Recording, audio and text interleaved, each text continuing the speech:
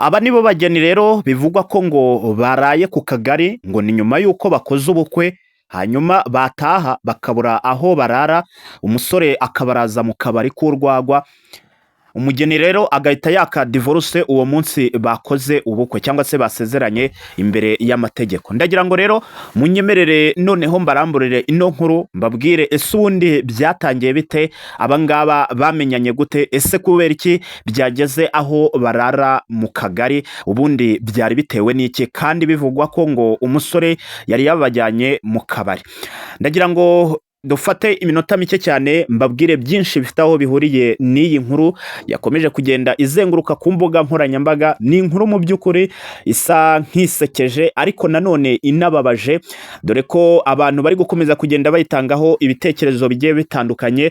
Rero hari abantu batasobanukiwe neza uko byagenze, ndagira ngo rero mbanyuriremo muri make. Ariko mbere y'uko ntangira, mubanze murebe nimba mwariyandikishije mu bazajya bakurikirana ibiganiro byacu umunsi ku wundi. Ubwo kwiyandikisha nta kundi rero no gukanda aho handitse ijambo subscribe, icyo gihe uzajya ubona ibiganiro byacu kandi ubibone mu ba mbere. Nkubwire ko rero ari nge Kizo tugiye kubana muri no minota mike cyane. Nkuko nari mbikubwiye rero, ni inkuru iri kuvugwa cyane mu bitangazamakuru bigiye bitandukanye, by'umwihariko ku gitangazamakuru bita Radio and TV 1. Ni inkuru bivugwa ko ngo umusore yabeshye umukobwa hanyuma bagakora ubukwe. Ubwo rero ngo bari baje gusezerana mu karere ka Kamonyi, ubwo ni ku itariki 12. Ubwo ngo bari baje gusezerana, barasezeranye nk'ibisanzwe, hanyuma umugeni akaba yari yiteguye ko agomba gutaha ahazwi nko mu Kanogo ngo ka Nyamirambo, nk'uko umusore yari yabimusezeranyije ko ariho afite inzu, dore ko ngo ubwo umukobwa yahoraga asaba umusore kumusura, umusore yaramubwiraga ati ntabwo ugomba gupfusha amatike ubusa, ahubwo reka uzansura cyangwa se ugomba kuzabona aho mba ari uko wamaze kumbera umugore. Hanyuma rero ngo ubwo rero bari bamaze gusezerana, umusore yarababwiye ati tugomba rero gutaha mu nzu yanjye iherereye mu Kanogo ka Nyamirambo. Nibwo bahise bafata urugendo, haba uyu mugeni, uyu mugabo ndetse n'umugore we bari bamaze gusezerana ndetse n'uwari uherekeje umugeni, bafata urugendo ruva mu karere ka Kamonyi aho bari basezeraniye baza i Nyamirambo. Ariko ngo bageze i Nyamirambo batunguwe no kubona bisanze mu kabari.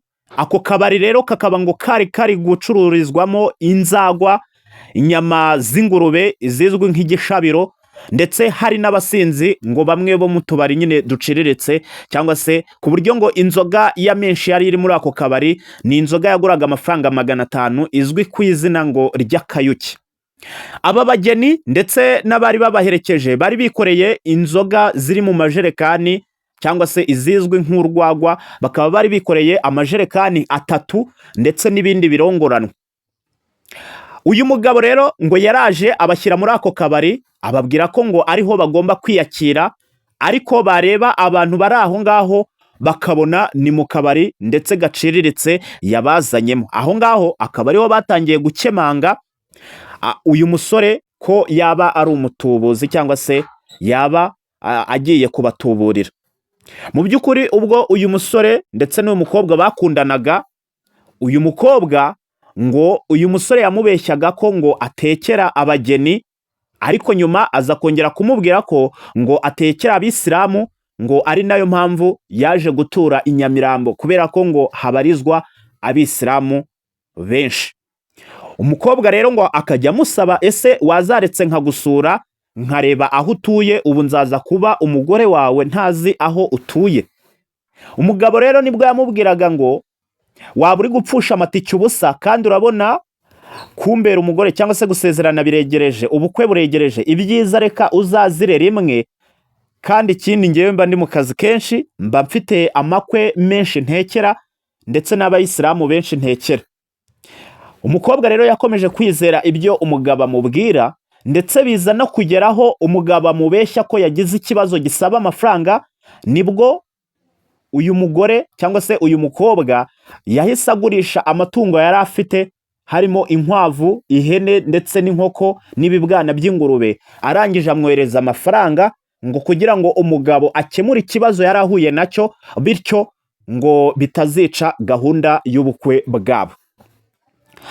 Umurenge warageze rero, ubwo ni ku itariki 12 z'uku kwezi kwa kabiri, ubwo n'ejo bundi ku wa kane, nibwo rero basezeranye hariya mu murenge uherereye mu karere ka Kamonyi, biba ngombwa rero ko bataha muri Kigali ahazwi nk'i Nyamirambo.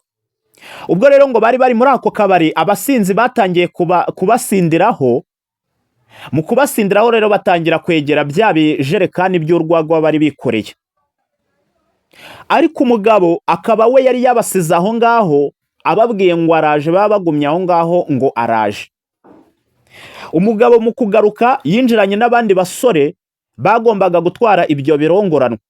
Ubwo rero ngo bari batangiye kubyikorera abo basore umugabo yarazanye, uyu wari uherekeje umugeni yahise amutangira, aramubaza ngo ese ubundi turi hano tuhamara iki, kubera iki utatujyana iwawe? Uyu mugabo arangije arababwira ngo ndagira ngo mube muruhuka muniyakire, kubera ko iwacu cyangwa se aho tugiye gutaha ntabwo turahagera, ariko turi hafi yabo. Nibwo uyu mugore ndetse n'uwari uherekeje baramubajije bati ese hasigaye igihe kingana gute kugira ngo tugere aho tugomba kugera? Umugabo ngo yahagaze mu muryango, abatungira ukuboko, abereka igikondo, kubera ko ngo icyo gihe bari bari mu kabari gaherereye kwa Mutwe, aho ngaho nyine aho bari bicaye. Umugabo rero yabatungiye ukuboko, abereka mu gace ka Gikondo, arababwira ngo hariya niho tugomba gutaha, atari ko ntabwo ari kure, ni ibirometero bikeya, mu kanya turaba tuhageze. Abageni rero cyangwa se uyu mugore n'uwari uherekeje batangiye kubona ko uwo mugabo ashobora kuba ari umutubuzi. Nibwo bahise bamucakira, barangije baramubaza ngo ugomba kudusobanurira impamvu turi hano. Umugabo rero yatangiye kubabwiza ukuri. Nibwo rero haje kuza itangazamakuru ritangira gufata amajwi n'amashusho, ariko ibyavugiwe mwaho ngaho nagahomamunwa, kubera ko umugeni yahise avuga ngo arashaka gatanya, cyangwa se ngo arashaka ko batandukana. Mbere yuko nkomeza, reka nkureke ubanze wumve umugeni arimo arabyivugira, ndetse turanagaruka twumva icyo umugabo yaje kuza kuba yatangaza. Banza wumve hano umugeni icyo arimo arasaba. Nk'uko umaze kubyumva rero, ngira ngo urabyumvise icyo umugore avuga. Mu majwi dufite rero y'umugabo, nubwo atumvikana neza, ariko we avuga ko nyine ngo ibyo yakoze n'ubundi ngo yashakaga ko bagomba kubanza bagatuza, nyine bakaruhuka bakiyakira. Ariko andi makuru akavuga ko ngo impamvu yari yamuzanye muri ako kabari, ngo umugabo yari ari kwirukanka ashaka ngo rogi ihendutse, ngo ariyo agomba kuza kubaturizamo. Bikavugwa ko ngo yari ari gushakisha rogi yaho hafi kwa Mutwe, ngo abe ariyo aza kumujyanamo, ariko nanone akaba ngo yarabacishije muri ako kabari kugira ngo aze kugurisha urwo rwagwa bari bikoreye, hanyuma amafaranga bamuhaye aba ariyo ajya gukodeshamo rogi. Dore ko ngo uyu mugabo ngo amafaranga yari afite ngo ni inote ya 2, nayo ngo ni uyu mukobwa wari wayamuhaye. Uyu mugabo rero ngo mu mpano yahaye sebukwe ndetse na nyirabukwe, ngo sebukwe yamuhaye kado irimo amafaranga inote ya 2, hanyuma nyirabukwe amuhereza kado irimo amafaranga inote y'1,000. Nawe akaba yarasigaranye inote ya 2, nayo ari umukobwa wayamuhaye.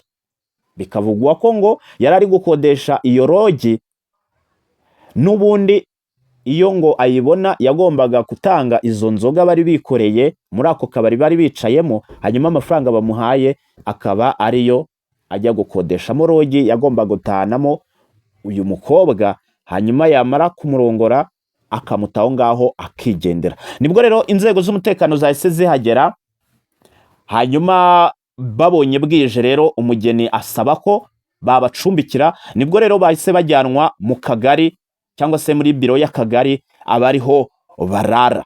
Ngira ngo rero murabyumvise, ahasigaye reka mbasigiremo amajwi y'umugabo nubwo atumvikana neza, namwe mwumve uko byagenze. Reka nabashimire cyane rero, hanyuma twongere dusubire n'ubundi mu yindi nkuru ikurikira.